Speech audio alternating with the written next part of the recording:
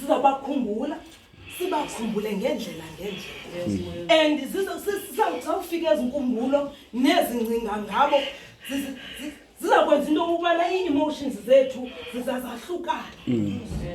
Kunyanzelekile funeka kwenzekile uba bebephile kunye nathi, ahlala kunye nathi, asebenza, alulutho ebandleni ngokupheleleyo.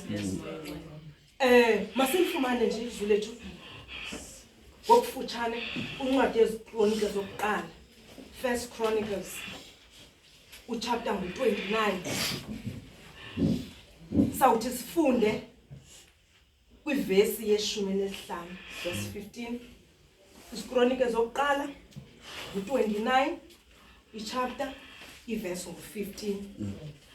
Isihloko ndaba sifundeka ngolu hlobo: umbulelo kaDavide nokufa kwakhe. Masiyeke ku verse 15. Ngokuba singabaphambuke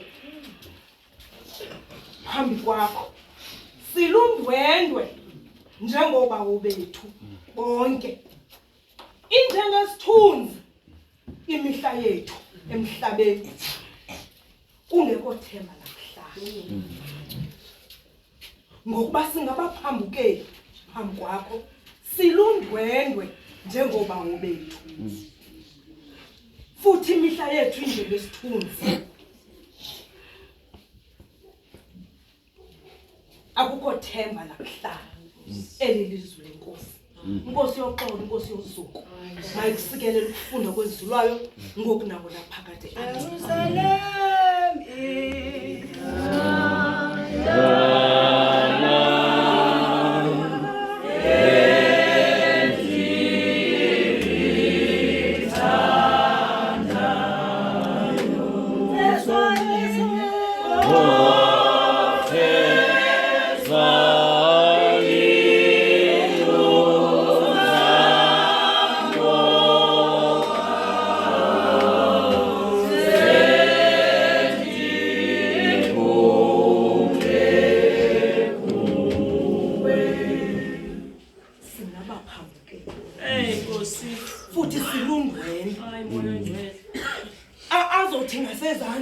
imihla yethu ifana njengesithunzi.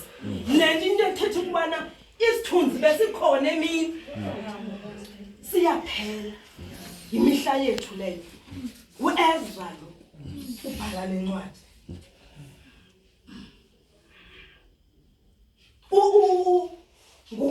uEzra mbhali, kodwa nguDavide lo.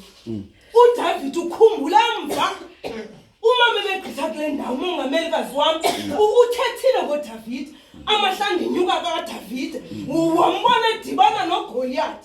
oGoliath bethu ke bahlukile, udibene naye nezinto ngezinto. uDavide yiyo lona uthe ekuhlaleni kwakhe waziphithuka, uthe sakuhlala abumi khona into engayenzanga. Mama ndiphakamise uyeva uThixo nemisebenzi yakhe. uthi namhlanje imihla yethu injengesithunzi. Athi futhi thina singabaphambukeli.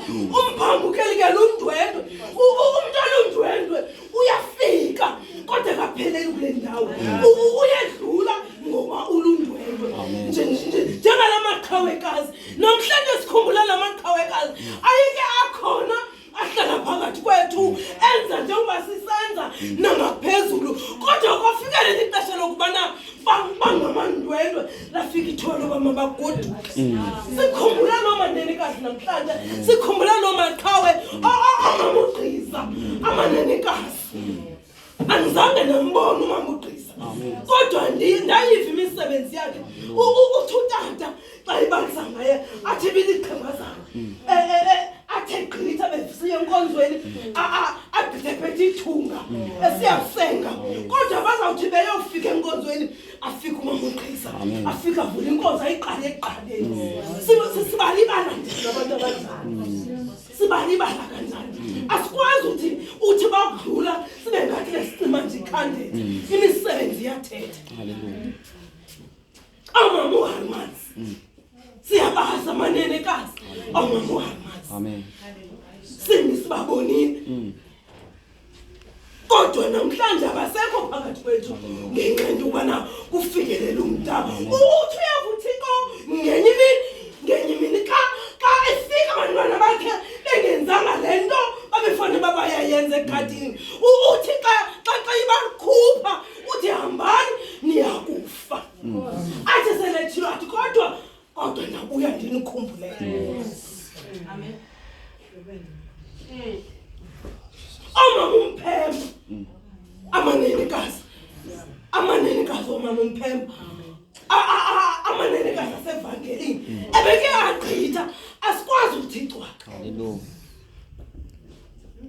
asikwazi ukuthixwaka zolani ke bantwana basekhaya zolani ndiyalazi inxeba lona linzulu lithatha ixesha kodwa silenzile ilungelo lethu siyinkonzo singomama amagama wabo sizawacima ngokusesikweni sithi halala kulo maqhawekazi okukuthi halala asizanga nihlungisa abantwana basekhaya nathi sibhlungu kodwa kuyanyanzeleka haleluya kuba bebeke badlula futhi benza imisebenzi emihle kuyanyanzeleka kuba singathi cwaka amen yona nto uPaulus athi ngenye imini lemi unquba lo unabantu haleluya